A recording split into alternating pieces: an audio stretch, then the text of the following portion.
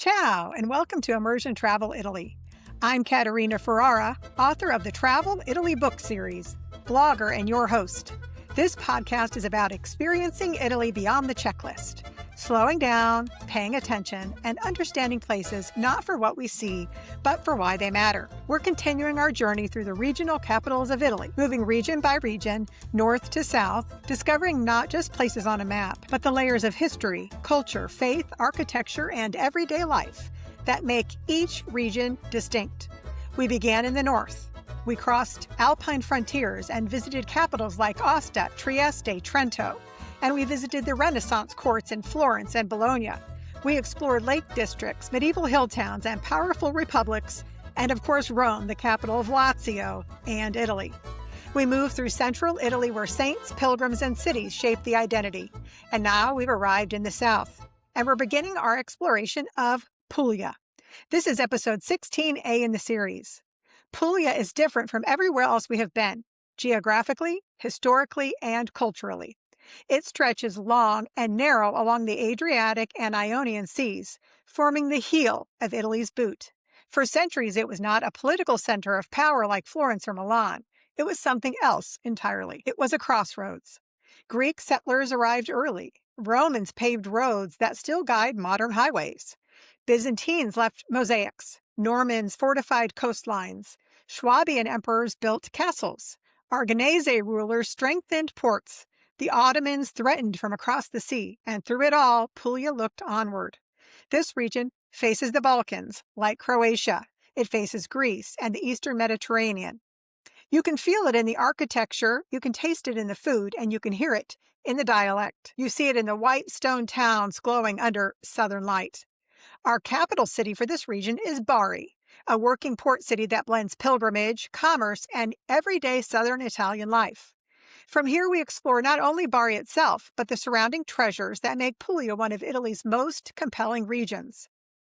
Over the next 2 episodes, we'll uncover the layered history of Bari and its role as a gateway between East and West, the pilgrimage tradition surrounding St. Nicholas and the Archangel Michael, the haunting beauty of Albero Bello and its truly homes, the dramatic limestone coastline of Polignano a Mare, the white city of Ostuni, the Baroque splendor of Lecce, and castles such as Castel del Monte. We'll talk about olive oil traditions, burrata cheese, or orecchiette, those are ear-shaped pasta, and the agricultural rhythms that define the region. We'll talk about immersive experiences you can plan into your travels. Puglia for me is sun, stone, sea, and slow time. It's fishing boats bobbing in the bay and pilgrimage candles. It's fortress towns and wide horizons, and it's deeply southern and historically international. So if you're ready to discover Italy's heel, a region shaped by conquest, devotion, agriculture, and sea winds, then let's begin. Before I start with the history of Puglia, I want to let you know that since Puglia is so large and long, I'll often refer to its subregions. There are 5. The Gargano is the northernmost part of Puglia.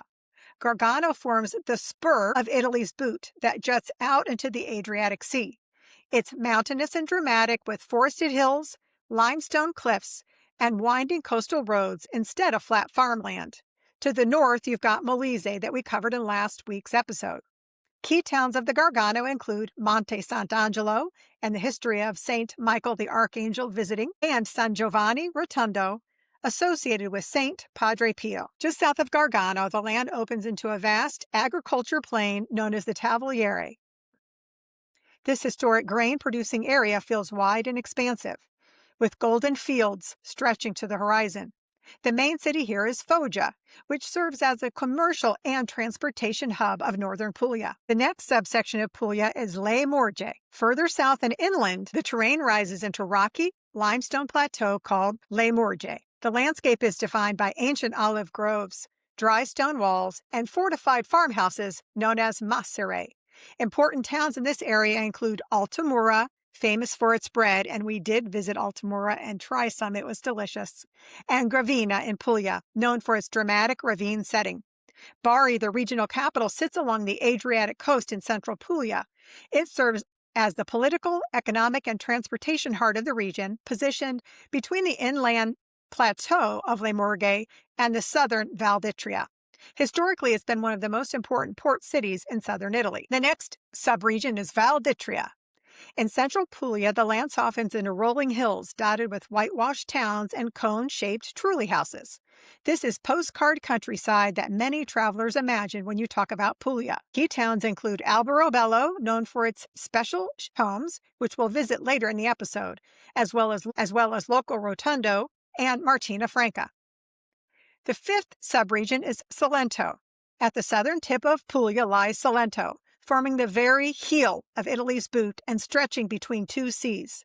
The coastline here is long and luminous, with turquoise waters and Baroque cities. Major towns include Lecce, often called the Florence of the South, as well as Otranto and Gallipoli. I will add a map to the blog associated with this episode so you can visualize these subregions if you wish. All blogs are at caterinaferrara.com/blogs. The history of Puglia. When you stand on the coastline of Puglia and look east across the Adriatic, you understand something immediately. This region has never been isolated, it's always been exposed. The region of Puglia is not protected by mountains like northern Italy. It's open, long, coastal, vulnerable, and strategic. And for more than 2,500 years, powers have come here, sometimes to trade and sometimes to conquer. Before the Romans, Puglia was inhabited by the Mesopotamians, an ancient Italic people with strong ties to the Balkans. Archaeological remains across Salento show fortified settlements and distinct tomb architecture that predates Roman control. Then came the Greeks. From the 8th century BC onward, colonies from Magna Graecia, or Greater Greece, established coastal trading centers. The southern part of Puglia became culturally linked with the Greek world. Language, pottery styles, religion, and trade routes all connected this region to the eastern Mediterranean. Even today, pockets of Salento still preserve the dialect with Greek roots. Even though I studied Greek, I could not recognize many words in this ancient language of Puglia, but I did try. Rome understood Puglia's value immediately. After defeating local tribes in the 3rd century BC, Rome incorporated the region into the Republic and later the Empire. The ancient Via Appia, Rome's great southern highway, began in the capital of Rome and stretched more than 300 miles down the Italian peninsula. After crossing Campania and Basilicata, it entered Puglia and continued southeast until it reached Brindisi on the Adriatic coast. Brindisi is not at the very bottom of the boot, but it was the final Roman gateway to the east. From this strategic port, legions, merchants, and officials sailed toward Greece, the Balkans, and the eastern provinces of the empire. Under Roman rule, Puglia prospered through agriculture, especially wheat and olive oil, trade across the Adriatic, maritime infrastructure. Roman villas dotted the countryside. Amphitheaters rose in cities like Lecce.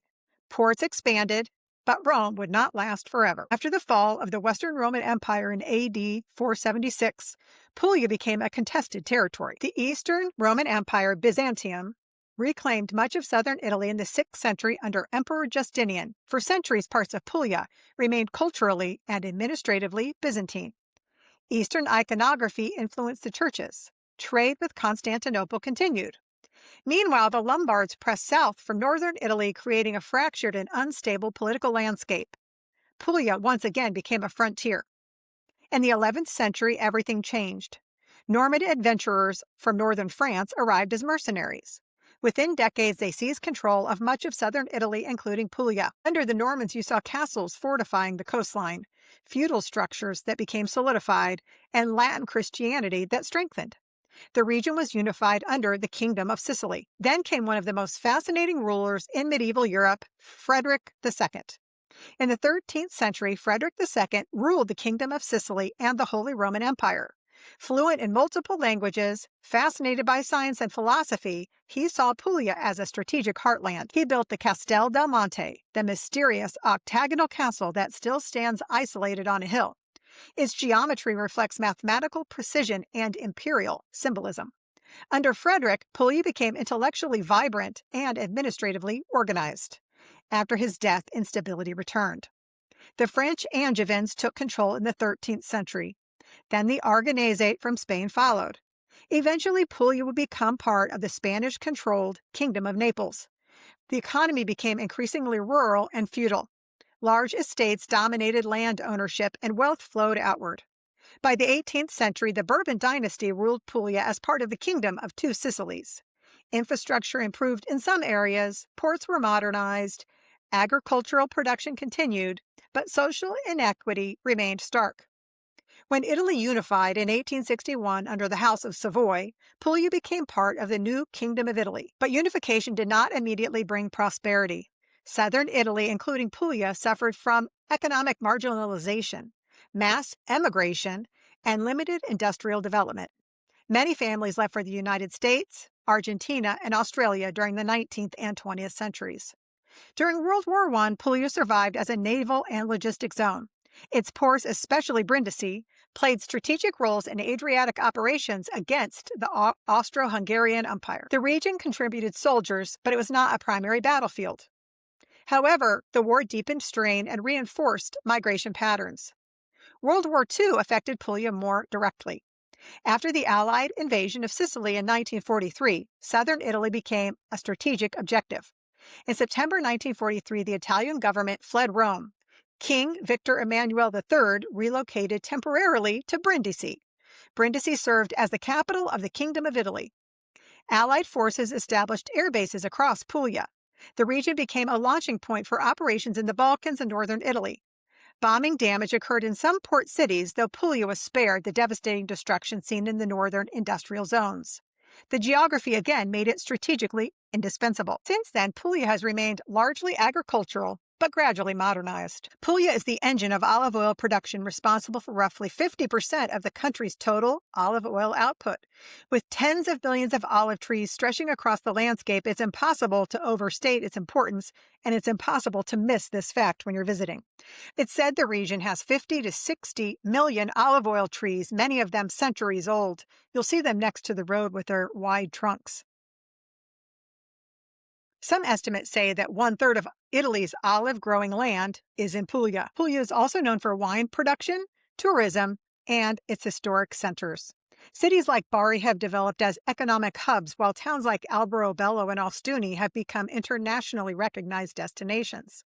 Yet beneath tourism lies something ancient. Puglia is a bridge between the East and West, a land of sea and wind and stones, conquered many times, absorbing influences but retaining its identity. As we move on to Bari and beyond, you'll begin to see how those layers are still alive in the streets, churches, castles, and coastlines of this extraordinary region. Our capital in Puglia is Bari. Bari is a working port city, a pilgrimage destination, a university town, and a place where daily life unfolds on limestone streets, worn smooth by centuries of trade and devotion. The city divides naturally into two parts. Bari Vecchia, that's the medieval historic center pressed tightly onto the Adriatic, and the 19th century Murat district.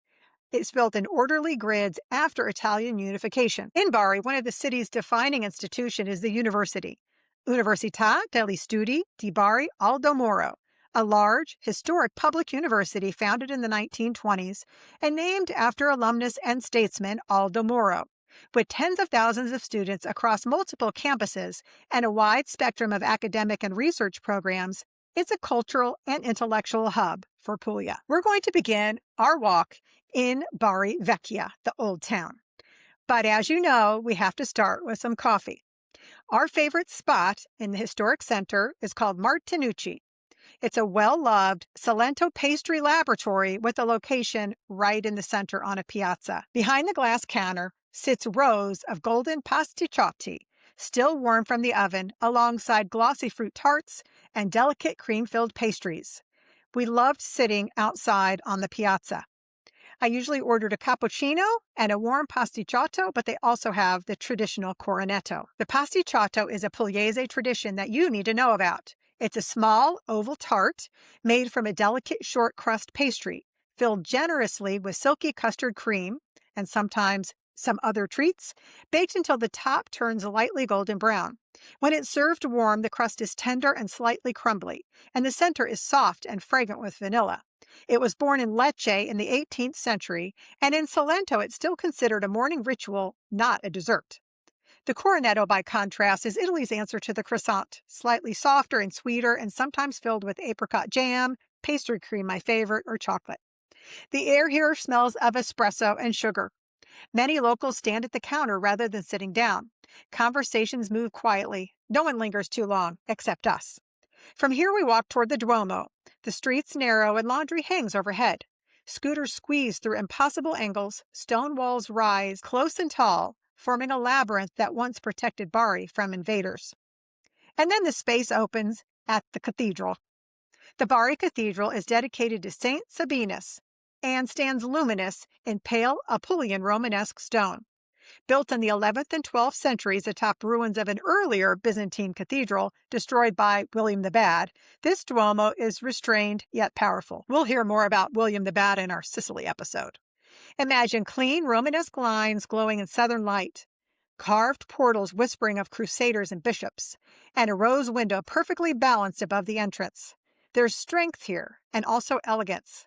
Inside descended the crypt where archaeological remains reveal layers of Byzantine mosaics and earlier foundations. Bari didn't erase the past, it just built over it. Our second stop is another church, and this one is the Basilica di San Nicola. This is the reason that Bari became one of the most important cities in southern Italy.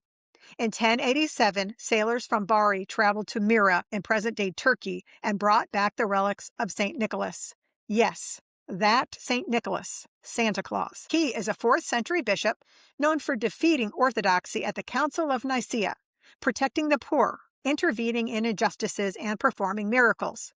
He became one of the most universally venerated saints in Christianity, both the Catholic and Orthodox traditions. Bari became the guardian of his relics. The basilica was built rapidly in the 11th century, partly to house the saint and partly to assert Norman power in the region. The facade is fortress-like, solid, grounded. The arches are deep, the stone walls defensive. This is a church built to protect something priceless. Inside, light filters gently across thick columns and simple Romanesque arches. There's gravity in the space. And when you descend to the crypt of San Nicola, the ceiling is low, intimate, almost cave-like. Marble columns support a vaulted ceiling. At the center rests the tomb of St. Nicholas. When we visited in May, there were monks chanting at the crypt. It was absolutely beautiful. The sound echoed softly against the stone. The chant was ancient, slow, and resonant. The space felt suspended outside of time.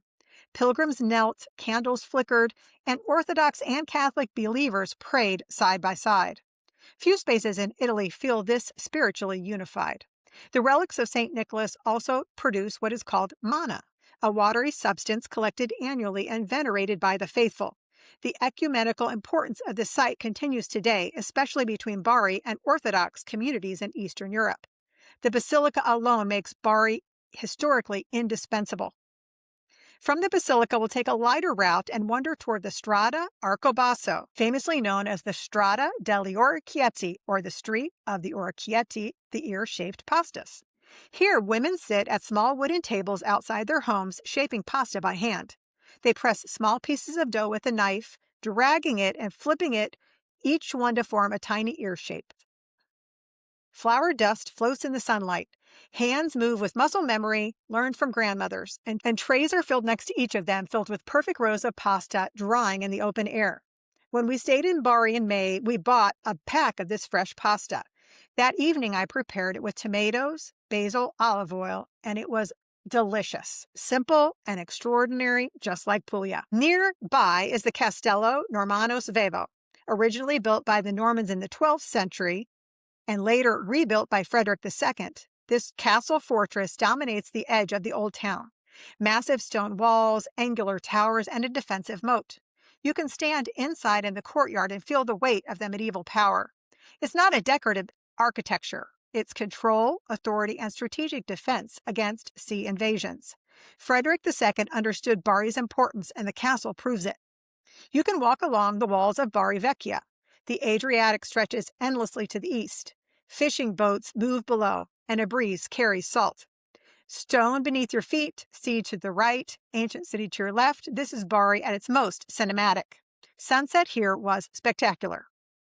We ate at Le Nicola, and that's what I recommend. Le Nicola does offer reservations in Google Maps, which I love to have a reservation and not wait for lunch or dinner.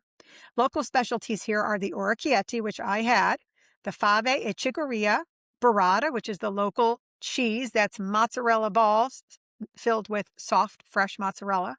There's also fresh seafood from the Adriatic, and that's what my husband had, and local wine. The interior is intimate and stone-lined, but we ate on the piazza, The food here is traditional and it's Pugliese cooking done well. We stayed at the hotel called JR Hotels Bari Grand Albergo delle Nazioni. It's near the Ferris wheel along the waterfront. The sea views were incredible, and we got to walk along the Adriatic at night. The most important festival is, of course, the Festa di San Nicola, the Feast of St. Nicholas. It happens 2 times a year, with the most important events happening between May 7th and 9th. This is central to the city's identity. And you can always see these festivals in action on my Instagram page at Caterina Ferrara, author. San Nicola's relics were brought to Bari in 1087, and this festival has been celebrated ever since. This celebration commemorates the arrival of the relics with 3 days of celebration that blend faith, folklore, and maritime tradition. The festival begins with a historical reenactment of the 1087 arrival on the saint's relics by sea. A statue of St. Nicholas is placed on a fishing boat and carried out into the Adriatic, surrounded by a flotilla of decorated vessels.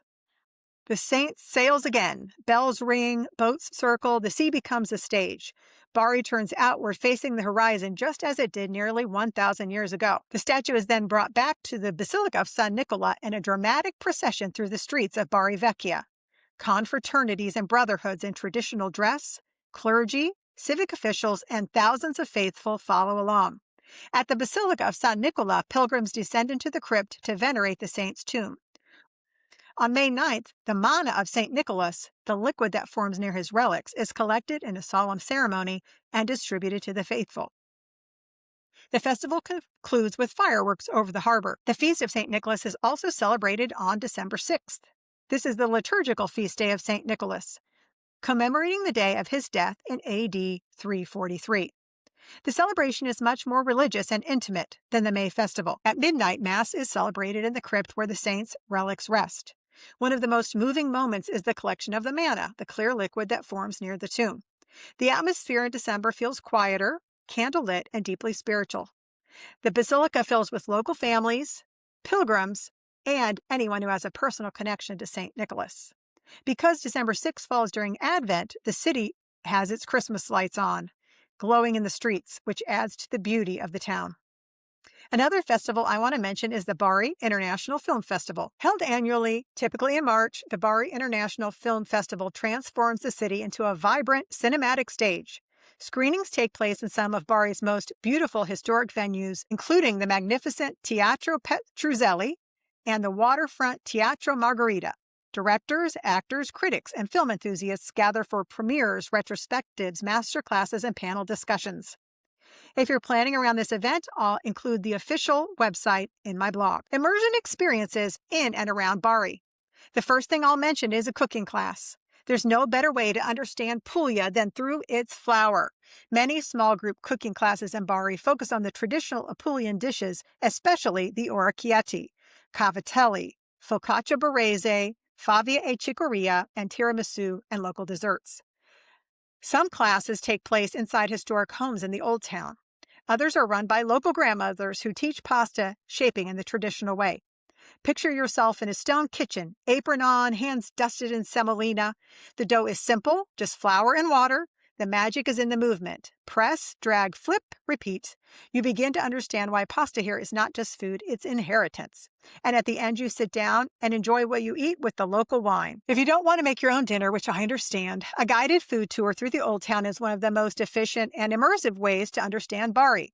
You'll make stops in town and taste the focaccia barese with tomatoes and olives, the panzerotti, which we'll discuss when we get to lecce, seafood, fresh burrata, gelato, and local wines. You'll move through the tight medieval streets and learn some of the history and the stories. You can also take a boat tour along the Bari coast. You can take a short coastal sightseeing tour, a sunset aperitivo tour, private boat charters, or swimming stops in nice weather. From the water, Bari is beautiful. Church domes, defensive walls, and castle towers appear layered and dramatic. Sunset tours are especially beautiful when the stone glows golden. If you really want to understand Puglia, though, you're going to have to understand the olives. Puglia produces nearly half of Italy's olive oil. This statistic alone tells you how central these trees are to the identity of the region. Just outside Bari, the countryside begins to ripple with endless groves of silvery green. Some of the olive trees are hundreds, even 1,000 years old, their trunks twisted and sculptural, like living monuments. One of the most immersive experiences you can have is visiting a historic masseria or an olive oil farm for a guided tasting. You book in advance, either directly through the masseria's website or through experience platforms like Get Your Guide or Viator. Many farms have their own websites and offer scheduled tours in English. If you're visiting in the autumn, especially October and November, look specifically for harvest experiences where you can actually see or even participate in the raccolta, the olive harvest. During the visit, you can walk through groves as your guide explains the varieties of olives grown in Puglia and the history of cultivation in the region. Some farms still preserve traditional underground stone mills, where massive millstones once crushed the olives before pressing. Others show you modern cold extraction processes and explain why temperature control matters for quality. Then comes the tasting. You stand among the ancient trees, silver leaves shimmer in the wind. Small blue tasting glasses are placed in your hands. The oil is poured and warmed gently between your palms before you inhale the aroma. You take a sip just as you would wine, noticing the grassy notes or the peppery finish, the slight bitterness that signals its high quality. It's often paired with fresh local bread, tomatoes, and seasonal vegetables, sometimes even a simple focaccia. This is Puglia's agricultural heritage in liquid form. One of the most enjoyable ways to experience Bari is by cycling along its magnificent lungomare, one of the longest seafront promenades in Europe. Bike rentals, including e-bike rentals, are easily available throughout the city, allowing you to pedal at your own pace beside the Adriatic Sea. As you ride, the salty breeze brushes your face, fishing boats bob gently in the harbor on one side, and the elegant historic facades of the waterfront on the other. It's simple, beautiful, and deeply relaxing. This is slow travel at its finest. And of course, because it's the seafront, it's totally flat. For a deeper immersion into Puglia's agricultural soul, you can stay at a masseria. These historic, fortified farm estates, many dating back to the 1500s, 1700s, 1800s, were once self-sustaining agricultural compounds. Families lived here alongside farm workers, producing olive oil, wine, grain, cheese, and vegetables behind thick limestone walls designed to protect against raids. Today, many have been carefully restored into boutique countryside retreats that blend rustic authenticity with understated luxury. Puglia is home to hundreds of masseriae, especially in the regions around Bari, the Val d'Itria, Ostuni, Fasano, and down toward Salento. Some remain working farms. Others operate small hotels with anywhere from 5 to 40 rooms. A few are ultra-luxury properties, while many are intimate family-run stays. Near Bari, you'll find options within 20 minutes of the city, allowing you to combine coastal exploration with rural tranquility. Each masseria operates slightly differently, but most offer spacious hotel-like rooms, farm-to-table dinners featuring Pugliese cuisine, olive oil tastings from the groves, wine from the local vineyards, cooking workshops or pasta-making classes, swimming pools integrated into ancient courtyards, and quiet rural surroundings ideal for slow travel. Some function like traditional hotels with daily housekeeping and reception. Others are more like an agriturismo with a stronger emphasis on farm life and shared meals. The experience here is more intimate and deeply connected to the land. There's no official site to book a masseria, but I will include some of the links in the blog if you're curious. Thank you for spending time with me today as we explored the wonders of Puglia, but we are not done. Puglia is coming to you split into 2 episodes. In my next episode, arriving next Friday, we'll explore more of Puglia's beautiful towns, diving into what to see and what to eat along the way. We'll visit Polignano a Mare, Lecce, Monopoli, Alberobello, Local Rotondo, and Trani, and we'll wrap up with some immersive experience in these cities and beyond. As always, if you have suggestions for future episodes or Italian cities you would like to hear featured on this channel, you can always email me your ideas at Caterina@CaterinaFerrara.com. Each episode has its own dedicated blog post with links, details, and travel resources available at CaterinaFerrara.com/blog. Also, while you're there, please sign up for my free newsletter. Until next time, travel slowly, travel deeply, and let the cities tell their stories.